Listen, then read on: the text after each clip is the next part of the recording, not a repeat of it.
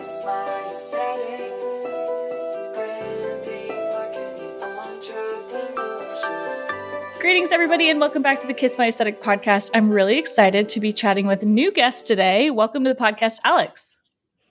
Hi, Michelle. Thank you so much for having me. This is great. It's a great opportunity to be here.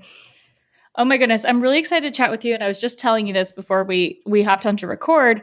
What you offer is such a need, and it's such something that goes so underrated, I would say. Like people don't realize how important it is. But tell everyone what you do and kind of how you got started. Oh my gosh, yes. So I am a copywriter and a brand and product namer. So I started Zeppelin Naming Consultancy last year to help brands and visionary brands find the perfect name for their business or for their product or podcast or app or anything that they need a name for. So a little bit of the journey, as I mentioned, well, I started out as a copywriter. I still do copywriting and love it, and never thought I would get into it. But it was through copywriting that I discovered naming and fell in love with it from there, and thought, okay, this is a thing, this is a need, and I love doing it. So I'm happy to talk more about the journey. And Incredible. So take us kind of back to the beginning. I would imagine as a copywriter, you probably majored in English or communications, marketing, something related to that. Tell us about all of that journey. Perfect. Yeah. So my first love is English and literature, and I love poetry and words in general, but I actually majored in journalism. So Okay. I was following that track for a while, and advertising and marketing, it wasn't even on my radar. And when I graduated, I went to BU, which is just I'm from Boston, in the area. I was really pursuing the journalism track and working multiple jobs while also trying to do journalism jobs as well. I was really lucky and did get to experience working as a reporter, really newsroom, really scrappy, going out, getting stories, reporting on the beat, which put me out of my comfort zone a lot because I'm not naturally used to doing that and asking, man on the street questions like that. So it was a really great experience, but I was searching for something else that was going to feel a little bit more stable, and eventually applied for a copywriter job, which, there were English skills, communication, writing. Okay, this lined up, and got really lucky to work at an agency in the area where really just got immersed in everything from, social and web and TV and traditional media like billboards and print. And I felt really lucky to work there. I was there for 5 years.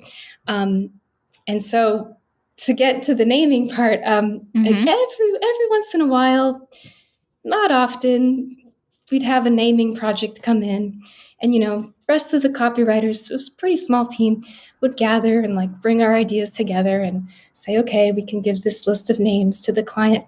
And then it was really exciting though, because I was naming, it just got me thinking and more curious about how do things get their names, and who does that, and how do people come up with them. So that started a journey of just going down the rabbit hole, learning about naming.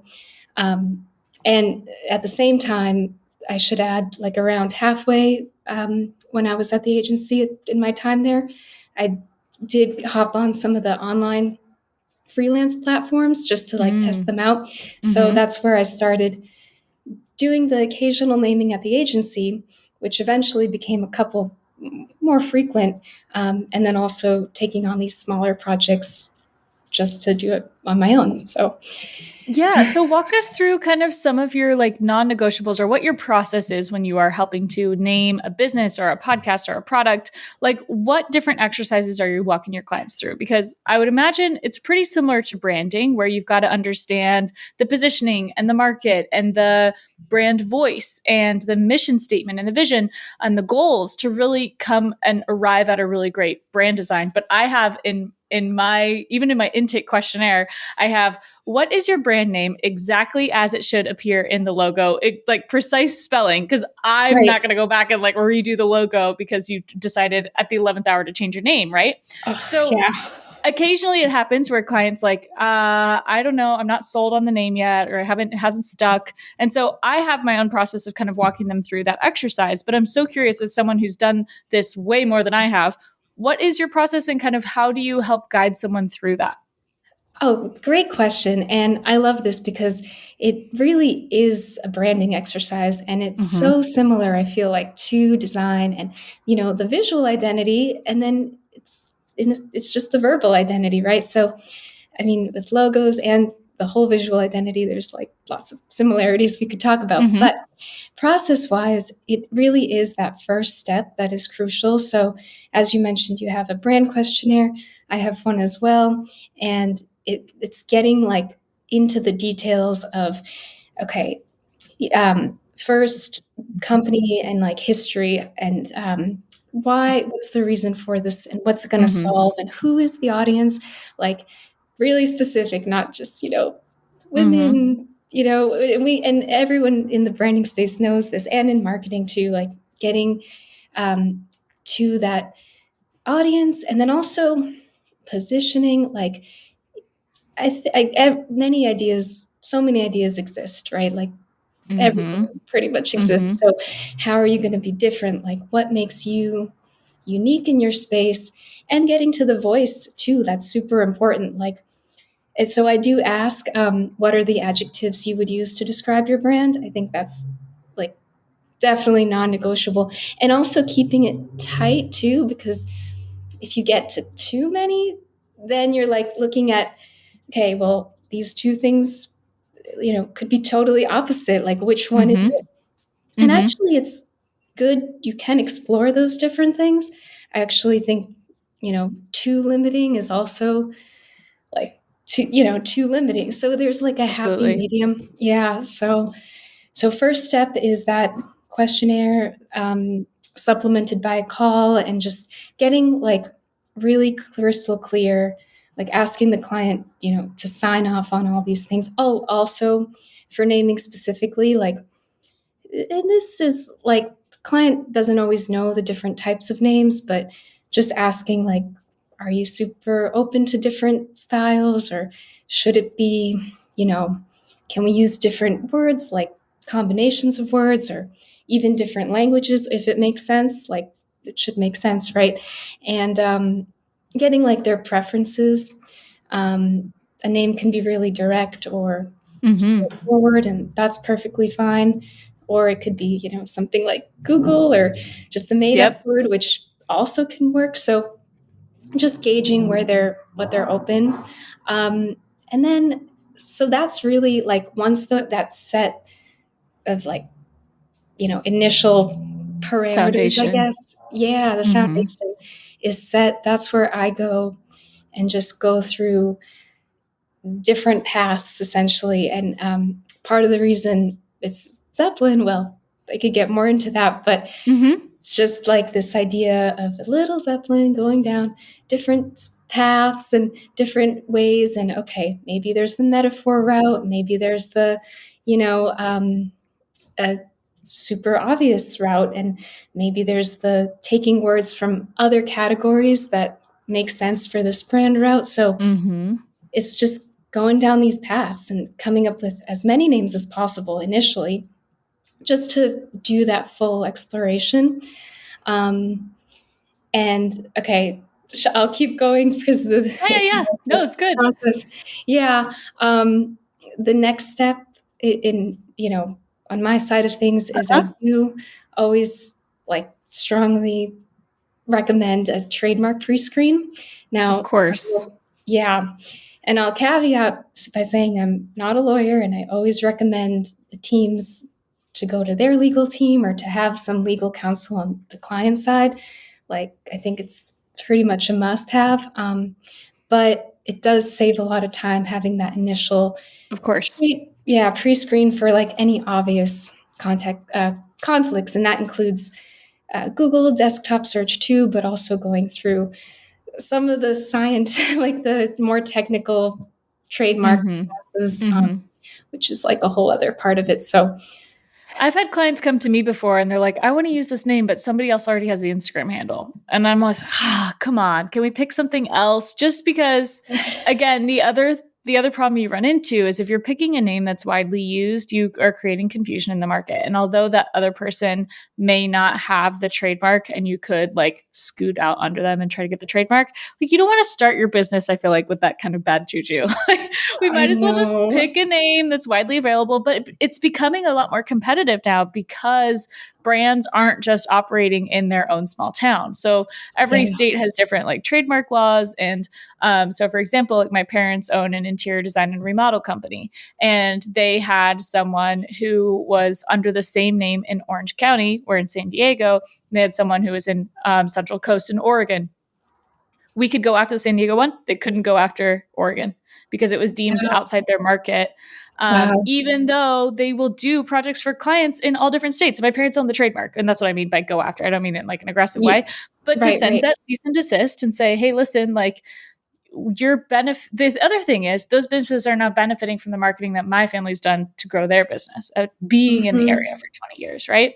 So it definitely gets complicated, and it's one of those things where even if you do your due diligence and do all your research, sometimes it still comes up that you're like, oh shoot, this person's just been sleeping on this domain or they've been sleeping on this business name, and now you got to restructure, right? Like how many of your projects would you say are like naming the new business from day one versus naming something because their first choice wasn't available?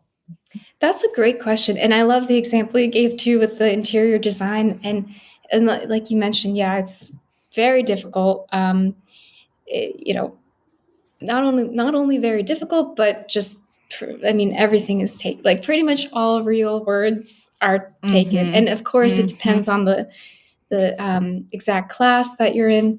But okay, so your question was okay, how many are so a lot Yeah. of them that I've worked are starting fresh, but then I've done a handful of rebrands as well. And a rebrand could be for a couple different reasons too, not necessarily trademark, like Mm-hmm. just redirection of the company, just starting fresh.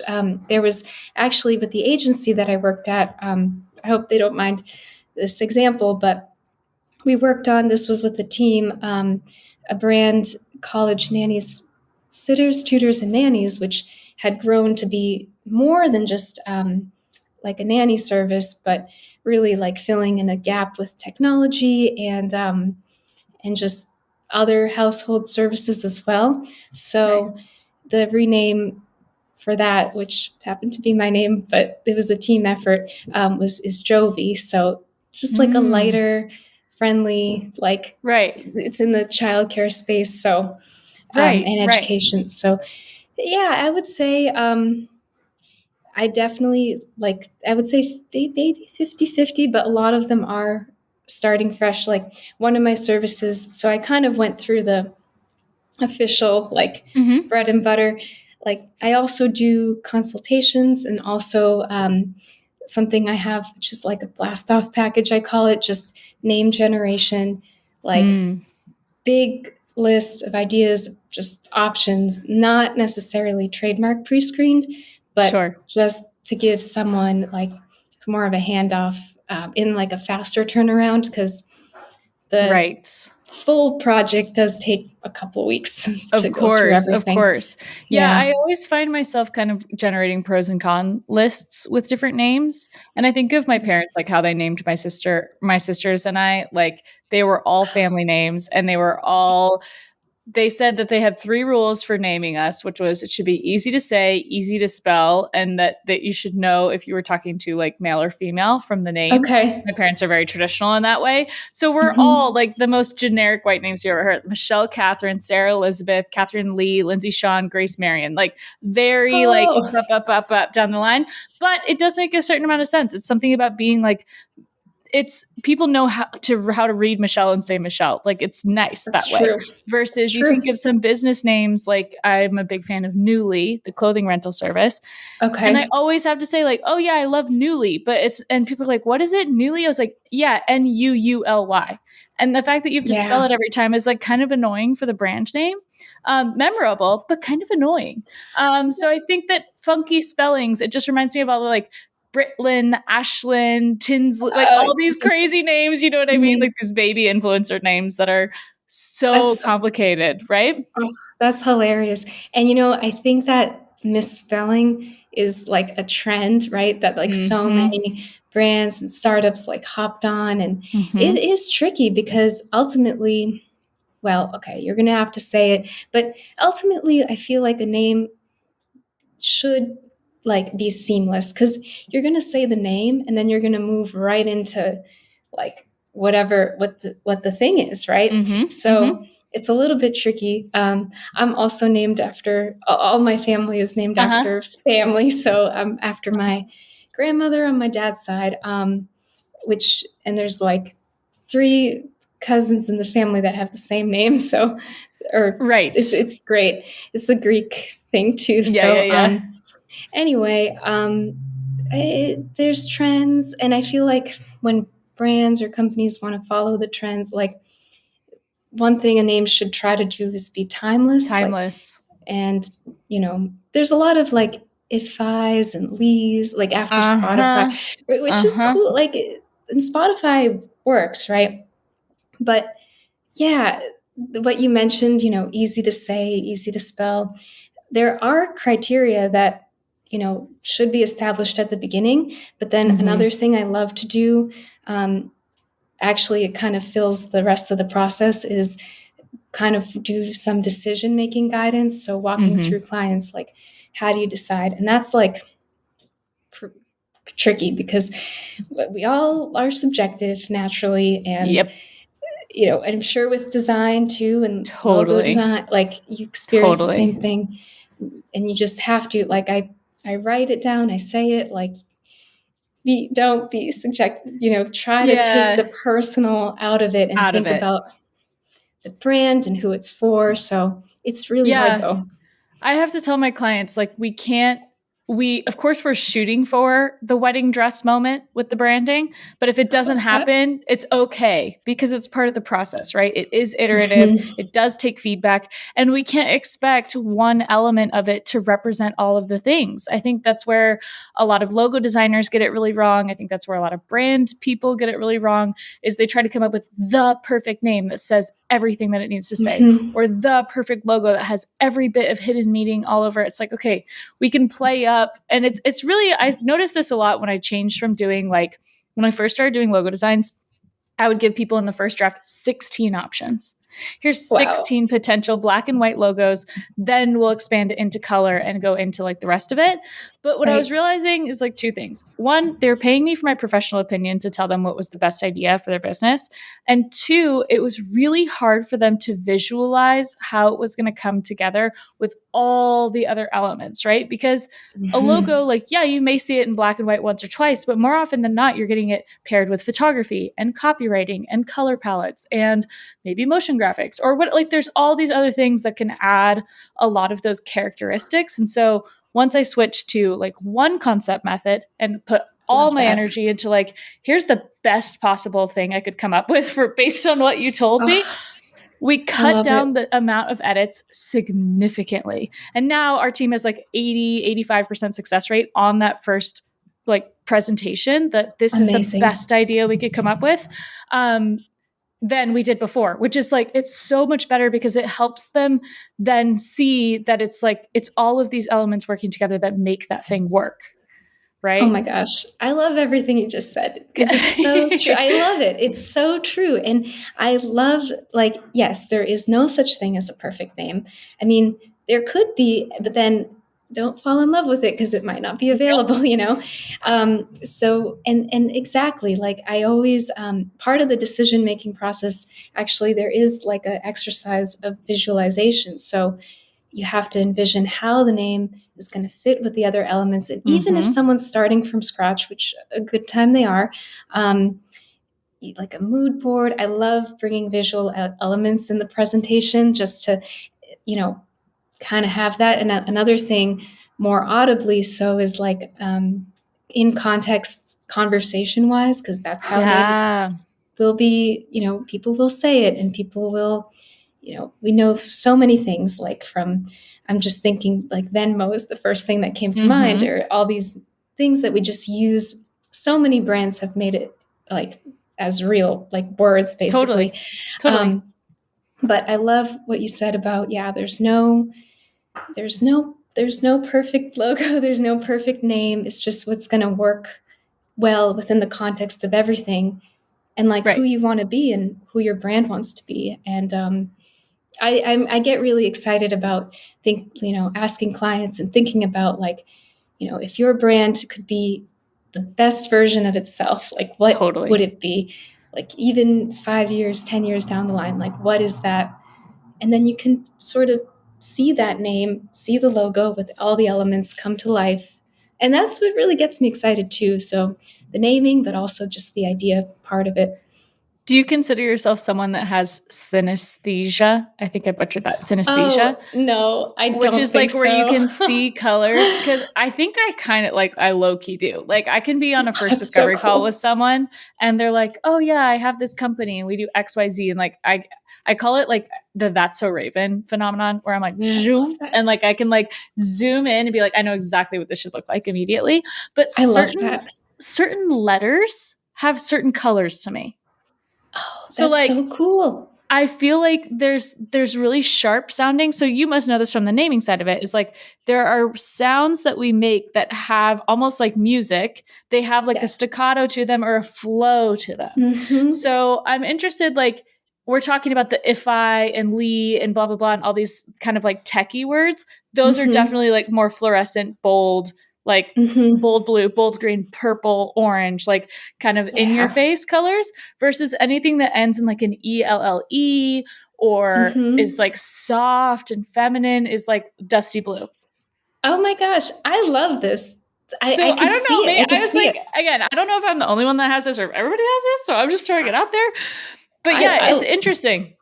Well, okay, so I don't think I have it. I don't think I do, but I do love the sound of words. And this is getting really like, I mean, I love it though, because that's actually one of the attributes that you can use to judge, your name. Like, there's meaning, right? Like, does the name have a meaning? But maybe it doesn't have a meaning, and maybe it just sounds like, I think of the ELLE, like you mentioned. It's like really luxury or feminine, like romantic, romantic. Soft. Have you heard of this? I read it a while ago in NPR, where somebody did a study of a bunch of like crackers and then also chocolate, and all the cracker names had really sharp sounding, like Triscuit and like Cheez-Its, like there's crunch. Yeah, crunchy, quick sounds. And then they did, well, I think it was chocolate, or like Rocky Road was one of the examples, or like mocha. It sounds just more rounded and rich and full. Like you get a full mouthfeel. It's like wines. It's the same thing. It's like the way that the word feels in your mouth or rolls in your mouth is giving you the connotation of what that thing is. So like think of fine spirits, right? So think of like Grey Goose vodka, right? Or we could think of, I'm looking right now at my Peloton. I feel like Peloton is a great example, right? Here's a brand name that doesn't, when you understand etymology of the word and you understand what the thing is, you can start to put the pieces together. But if you're not an English, like English language nerd, like I am, or art history nerd, you don't really know that Pello is referring to bike, and like ton is giving you the motion or the long duration kind of word sound etymology. But that's one that sticks out to me as being like, now it's this cult thing that we use, like, oh, I'm going to Peloton later, like a verb. Yeah. Oh my gosh, totally. I think Peloton is a great name. And it's there's so many examples around us too. And I know it's like, and sometimes with clients, you don't always get into this stuff because it's like too much drilling down, but I love it. Like the sound of words. I mean, it's poetry, and it's, words are poetry in a way. And yeah, I just think of all the luxury brands, and then all the brands, or like Swiffer comes to mind. It like sounds like the thing. It's very onomatopoeic. So there's so many directions to go down, and that's part of the naming process too, is like going down the meaning path, going down the sound path. In many ways, I don't know, for me, sound kind of is above, like if I were, Totally. for so many things. But it doesn't always have to be. But one of the things too is like, asking a client to prioritize what is the most important thing. Because like we said earlier, I can't do everything. For sure. I can't do everything. So you have to prioritize. And there's always going to be trade-offs and things like that. And I will have to ask you about your favorite books later, because, I love oh my gosh. literature too. Here's the funny thing. I hate reading. Like I wish I liked reading.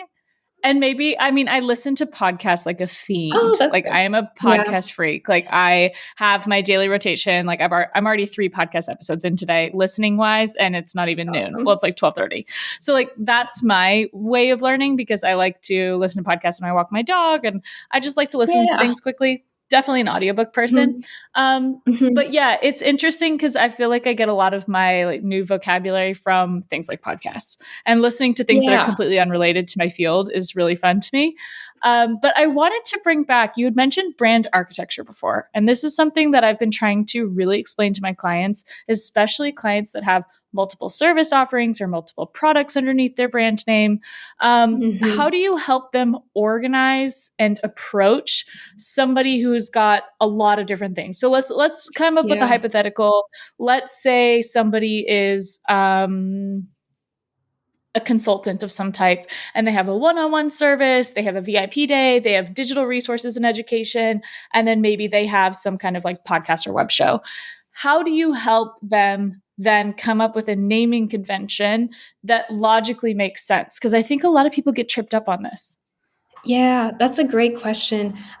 So there's a couple different approaches, and I'm thinking of brands like I think FedEx, for instance, has like a very simple, and then FedEx Freight, FedEx Ground. Yeah. Thanks. Yeah, thank you. You're welcome. And then so and for some reason, like there's another one that's coming to mind. It slipped my mind, but that's okay. So I think the first thing is like deciding whether you want to have that approach where everything kind of lines up together, or whether you want to have it be different, which, like the big conglomerates do with of course. Individual brands. And so first, what makes sense for the brand? There was a project, again, when I was at the agency, for this organization that does like in-home healthcare and really niche health services for individuals all across the country. And each like location had a different name, pretty much. Goodness. And some were this name, and some were this old name, and they all had the state name or like actual location tied to the name. So the rebranding project was like, we got to get, organize this and get one brand to cover everything that just represents who we are, and kind of going at it that way. And then each individual location can add their location next to that. Dash San Diego. Yeah, exactly. Yeah. Exactly. So first, kind of figuring out that side of things. I guess one thing that could work really well, and it doesn't have to be this way, but is there a theme that ties it all together for the consultant example? Like, do they want to lean into, I don't know, flowers or something? That's just the first thing. Like, yeah. And no, I like this. And then each like service has a different, like a part of that, and then that kind of creates their whole brand. Now, that's one approach. You could also do something super straightforward, like for example, if Zeppelin Naming Consultancy wanted to do social media, I would probably just keep the simplest answer, Zeppelin Social Media Social. Consultancy, social, Mm-hmm. something like that, which for now I'm sticking to naming. Yeah. But there's different approaches. So I think exploring the different options, even like,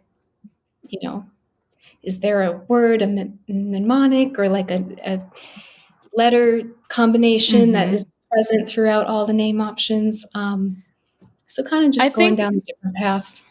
I always find a lot of inspiration for this in skincare, because Yes. skincare brands have to get so creative with what the heck their thing is, because no one wants to say hyaluronic acid in micellar water like 50 million times, Mhm. because that's what those things are. But the one that stands out to me as always having really, really great product names is Summer Fridays. So Oh, I Summer love your brand. Fridays, me Yeah, too. that's a great name. Jet lag Uh, mask. Like, oh my gosh, yes. Like you hit me right in my core of all the things that I like, right? It's like skincare, but it's minimal, but it's travel related. And you have no idea, like jet lag mask like doesn't mean anything to anyone, but you can think about it and be like, okay, when I'm jet lagged, what does my skin need, right? Needs to be hydrated, woken up, yep. moisturized. Like I'm dry from the airplane. And so this is a mask that would prohibit. So you're getting so much That. story in the Mm-hmm. name, and it's so smart. And Mm-hmm. then I have their website up now because now I'm just like, I want to use this as Oh. an example. Their other products: Mm-hmm. Dream Oasis Deep Hydration Serum, Heavenly Oh, 16 All-in-One Face Oil, Midnight sounds Ritual lovely. Retinol Renewal Serum. Like Ooh. they are speaking to an ideal client, and it's me, and it's very obvious, I'd love right? that. Oh my Same with gosh. like Shade Drops, which is their like broad spectrum mineral sunscreen. Like I think that you can get creative with your copy without having to be prescriptive in what the thing is. And you have to do that with luxury brands because again, like if you're just telling people like, "Oh, it's this and it does that," it's kind of boring. I What do you know. think? I know. I'm with you. I love having more like evocative names of a feeling or like that specific example, like when you're getting off the plane and you Mhm. have jet lag. Like that is so, I think it's modern. I think it's fresh. And I think a lot of people limit themselves or clients limit themselves from that and they shouldn't. And Right. part of me understands why. Like I'm thinking skincare is a great example. Like, I don't know, cleaning products comes to mind Yeah. too, where it's like, you want to say the thing, but I don't know. Like me, I guess it depends on the target audience too. If it's like the majority of people, but Sure. still, you need something to have your brand stand out, and I think that's the fun part of it too. And oh, there's so I think I haven't tried Summer Fridays yet, but I've seen their brand and I love their name. And just thinking outside the box. And this actually reminded me of a great example that I've heard from another namer it, about candles. So the way that Mm-hmm. candles are named, you can start really simply with, cherry or something, but then you Yep. can get to like midnight, escapade, and that's a totally Mm-hmm. different. It's just evocative of a feeling and a story, and you can do that with names. So Yeah, so I've been working with actually a candle company for a while. I was going to use this as one of the examples is Hotel Lobby Candle, I've which seen them. I've says it seen all your in the work. name. That's Oh yeah. amazing. I love that. And Lindsay also, I've had her on the podcast and she's like, yeah, I struggled for a really long time trying to come up with a name. And then I'm just like, call it what it is. Like it's a hotel lobby inspired candle.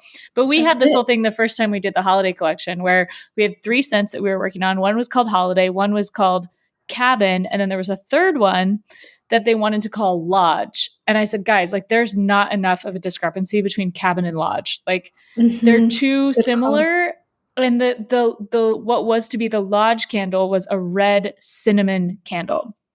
And I was like, we Okay. can't call it Lodge. Like, Yeah. I was like, I know what you're going for, but I was like, petition to call it Chalet because cinnamon chalet just rolls so well, That's and so it just lovely. fits so much better. And then the Mhm. cabin, it was like smoky cabin. So, and Okay. then the labels are also what kind of drug that over the threshold, right? So like the label for cabin Mhm. is kind of this almost like a plaid, like wool blanket kind of look. And then the one Okay. for chalet is this like swirly burled wood, which kind of looks like a swirly cinnamon cocktail of sorts. But That's that's a perfect example lovely. with the names, right? Where you're like, That's a great example. it's got to start to give you the feeling of what the scent is without, like you said, like giving it all away, which is also a Mhm. strategy. Yeah. It's true. Oh my gosh, totally agree. And I've seen your hotel lobby candle work. I love it. It's so Mm-hmm. good. I got one from my mom too last Christmas, was it? Or Mother's Day? I I love forget. it. So she loved it. And also just like Lodge too, like, Mm-hmm. has a different sound. Chalet just sounds so elegant and Right. beautiful. And that's part of it too. So that works so well. For a while, I did a bunch of product names for a sunglass company, and they're Okay. like based on all made sustainably, like everything to help clean up pollution in the oceans. And Mm. that was so much fun because it was just coming up with exactly that names that, um, well, it was also very much like vacation based, like, Okay. live like you're on vacation and no worries and let's save the ocean. And the company is called Black Shades. And it was just a lot of fun coming up with those like more creative, evocative, Right. storytelling names. Yeah. Because then you can set rules for it too, right? So now that we know, when we started rolling with the candles, the first candle was signature and holiday. And then after that, we had like a Parisian collection. And then after that, we did Miami, and then we did New York. And I was like, whoa, whoa, whoa, whoa. Like, and then but then we also threw in like spa and linen. And I was like, okay, so there's two really collections going on here. There's like a core collection and there's a city collection. So we're working on the huge Yeah. brand guides right now to kind of differentiate Okay. the two, to say like, That's okay, cool. if it's named after a city, this is the rule. And if it's named after just like a texture or a tactile experience, or like a vague place, island, for Okay. example, like Yep. then it follows these rules. And we even have rules for Okay. that all the way through the color palette, through how we talk about it. Ugh, Like it just gets that's you so good. organized. Oh my gosh, it's so much better, because That's otherwise my brain is like, huh? Which that one is is this so one? good. That is so good. That's so important. That speaks to the importance of just brand guidelines and just knowing where to go and having those rules to follow. And sure, maybe if one gets broken, like maybe if it's a Sure, small sure. one, maybe I don't know yet. I like the idea of rules and following them. And that's brilliant. And I mean, Hotel Lobby Candle too just works so perfectly with City. Mm-hmm. Like Mm-hmm. that's it. That's Mm-hmm. the brand works just so well. So Yeah, props to it's you one of the guys. brands that I call like an infinity idea, right? Because you could do Morocco, you could do London, you could do Mhm. India, you could really go everywhere with it, which is so fun, which is why like I'll be working on it forever. But we have some other That's clients too amazing. that are which I might need to pull you in on actually. They have a restaurant, they're opening a diner, and Okay. the diner they bought from the original owners, and the diner's called Polar Bear Eats. So it's a polar bear themed, I don't know why polar bear, which I should probably get that That's origin story. But we're trying to come up with what some like food names could oh be my for like some gosh. of their um signature stuff, or even like naming the polar bear character. And it's Yeah. super fun, but it's like, man, sometimes it's tricky to figure out exactly what you want like your milkshake flavor to be called, for example. Okay. You have to You like know? go through, well, I guess one strategy would be to like go through as many options or like a Mhm. good number of options to feel that you've at least explored them and then feel really good about the one that you go with and Mhm. narrowing it down from like the long list or the long presentation. That is so cool too. And polar bear, I mean, that's another strategy, like having something really visual, like or an animal, Totally. like well, I think of like there's a bunch of these, but like Gymshark or like Sticker Mule, Mhm. and it Mhm. that is a memorability factor, and sometimes that works with colors too, adding a color Totally. with a word, and like conjuring up something people already know. And I love that example too because two things wouldn't necessarily think go together can Right. come together. And Right. oh, that's the magic of it. That's really, I know we got to that's, figure out what our own name for blizzards, because we don't want to be calling it a blizzard. If is it Wendy's that has the blizzard? I think, is it, or Dairy Queen? I Or actually Dairy don't Queen, know and maybe it's Dairy. I what think you're it right, is. Dairy Queen. I But should. yeah, we same. But it's going to be an interesting experiment, because it's like, how do we blend, like you said, these two things that are unrelated, but in a weird Mhm. way, it's kind of like putting the bumpers up on the bowling alley, right? If like it Mhm. feels limiting, it feels limiting to be in a niche, or it feels limiting to have guardrails, but then when you do, you actually have more room to play within it, because then you know that you're not trying to be everything to everyone all the time. You're this Mhm. cross section, this middle of the Venn diagram that's like, okay, it has to be polar bear related, but then also Yeah. like drive-in burger joint related. So like, Yeah. what lives in the middle? So it's Oh been my fun. gosh. It's been a lot of fun. I'm on 100% the same page. And well, a couple of things come to mind. Have you seen those Venn diagrams lately making their way where it's like, it's perfect. It's exactly what you mentioned. It's like pizza brands and like editorial styles, and then the Sure. ones in the middle are like the Uh-huh. same, or they just bring together two different concepts. And uh, it makes me think like that's why it is really hard starting out from scratch. But I think Totally. it's really important to, like, I always tell clients, and I write it and I emphasize it. And so when I present names, like each one is on its own page alone, Totally. just, and really giving each one its due time, like its due Mm-hmm. moment, like letting it Mm-hmm. sink in. And that's really important, because you can have a name, I don't know, be kind of quirky and be in this direction, and then the next Mm-hmm. name is a little bit more maybe luxury sounding and straightforward or something like that. And like imagining the paths that those can go down, because Mm. once you stick to it, like you mentioned, then you're in the guardrails, and then you can, explore and play and everything. So Yeah, but you also don't want to you don't want to click over to a business that sounds like something and then see it and have it look totally different, right? Because then a lot true. of the visuals and the sound of the word need to complement each other in the same way. Mhm. So another project we did, like Peach Grove House, is this like 1850s Okay. historic estate in upstate New York. And before it was called Peach Grove Manor. Okay. And I was like, it is kind of, but it's also not. And we agreed it sounded a little too stuffy for something that was literally Mhm. like a peach farm. I was like, can we call it Wow. Peach Farm, like luxury guest house? And we were like, ding, ding, Mhm. ding, that's it, That's great. because That's great. it's bridging that gap, because Manor felt a little too like, number one, like spooky. It could be. Yep. Yep. I Or could see too that. stuffy in a way that you wouldn't Yeah. want to just like kick your shoes off and sit on the front porch and drink a tea, which Yeah. was definitely the vibe of the place. But it's so interesting. I could talk about this forever, obviously. Cool. I love chatting with you about it. If someone wanted to work with you, where could they find you, follow you, all of that good stuff? Oh my gosh. Well, all right. So you could go to, I'm on zeppelinnaming.com is the website, Perfect. Instagram at Zeppelin Naming. You can also find me on LinkedIn, Zeppelin Naming Consultancy, and then my personal LinkedIn, Alex Koktsidis. Be happy to connect Amazing. there in any of those ways. So I could talk Perfect. about naming forever too. This has been Right. We really have a fun. few like rapid fire questions that I forgot that I wanted to plug at the end, Oh which I've yeah, been sure. asking everyone this season. Is there's a Okay. huge trend on TikTok right now of like what's in and what's out for the new year, which I just think is a good like exercise in general to just kind of see Mhm. where people are at. So, what are some things for you that are definitely in for 2023, and what are some things that you'd be happy to leave behind? Oh, this is a good question. And I have seen this trend. Okay, so what's definitely in Could be is business or personal or anything. personal. Okay. I have a couple. Well, at least one I can think of. What's in is a morning routine, because Mm-hmm. I, should have been better about that in the past, but now that's in.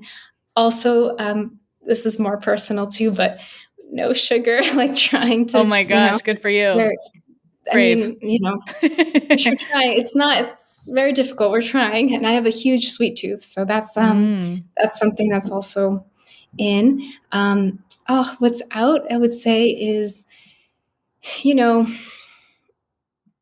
I would say what's out is just like any self-doubt and Yes.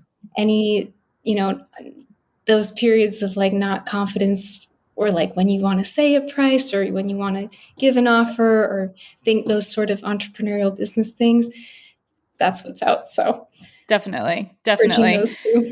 Yeah, I would say also I'm going to add in new ones from even the last episode in muting people on Instagram.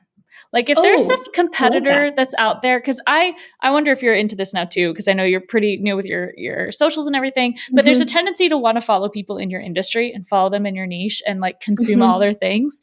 I notice it's so much more of a distraction for me, and it puts me in this space of being like, well, why aren't I doing that? Or how come I haven't shared about this? Or, and then you kind of end up on this whole spiral. And actually my friend Georgia just put this on her stories, was this tweet that said, stop using your income as your main marketing message. Be known for your thought leadership and subject matter expertise, not your bank account. And I'm like, yup. I love that. That's so true, right? Like there's so often on social media, there's like these really catchphrasey like hooks. And I just had this talk with my team too, where one of my team members was like, what's this thing I'm seeing about everybody wanting to be a UGC content creator? And I was like, remember in 2019 where everybody's like, my 6-figure this, my 6-figure launch that, my 6-figure year, blah, blah, blah. Like they're just these little phrases that just seem to catch people, which is perfect. Us talking about copywriting, right? That seem to just hook people. Yeah. And it starts to feel like snake oil salesman-y vibes. Of like, if you're a successful person and you're doing great quality work, number one, your work should speak for itself. And number two, you should be getting plenty of referrals from your existing clients. And number three, you should be excited to share about what you made, not about what you actually created and not what you made in a monetary way. Well, even for me, like I would find it very uncomfortable to just share that. I just personally would find it very uncomfortable to share financial, like anything. I mean, maybe, but it's a thing. I don't know. It's like a whole thing. I've seen it too. And then like, there's the whole realm with like the influencers with like the flashy cars and like the houses, but it's really just, an Airbnb or things like that. Like that's a whole other thing. So don't overlook the mute button. That's going to be my definitely is muting people. You don't have to unfollow them, but just like, you don't need to see it. I like just that. And because distractions, like if there's one thing I guess I could also say is out is like, not letting distractions distract you from actually doing what you know you want to do and do. So definitely. Yeah. So definitely in is using the mute button, out is falling for internet hijinks. I think that sums it up. Amazing. Well, thank you so much for your time. I love chatting with you. And guys, reach out to Alex. Make sure you follow her on all the places, and we'll catch you next time. Thank you so much. Bye.